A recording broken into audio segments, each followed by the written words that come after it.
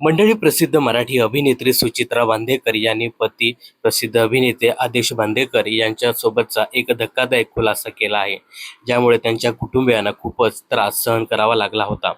तर नुकतेच सुचित्रा बांदेकर यांनी सोनचाफा प्रोडक्शनला एक मुलाखत दिली. या मुलाखतीमध्ये त्यांनी आदेश बांदेकर यांनी पाहिलेल्या कडू दुधी भोपळ्याच्या ज्यूसमुळे त्यांना आयसीयू मध्ये दाखल करण्यात आले तो प्रसंग सांगताना सुचित्रा बांदेकर खूपच भावुक झाल्या होत्या. या प्रसंगाविषयी बोलताना सुचित्रा बांदेकर म्हणाल्या, माझ्यासाठी बनवलेला ज्यूस चुकून आदेश पाहिले. त्यानंतर त्यांची प्रकृती अचानक बिघडली. सुरुवातीला उलट्या आणि जुलाब सुरू झाले. मात्र काही वेळातच परिस्थिती गंभीर बनली. त्यांना तातडीने रुग्णालयात दाखल करण्यात आले.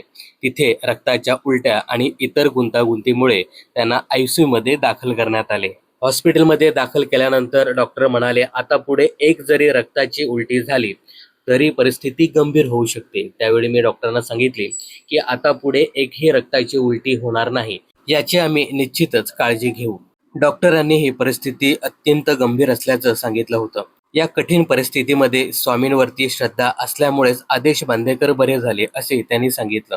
यासोबतच योग्य वेळ मिळालेल्या वैद्यकीय उपचारांमुळे आणि कुटुंबियांच्या पाठिंब्यामुळे आदेश या संकटातून सुखरूप बाहेर आले.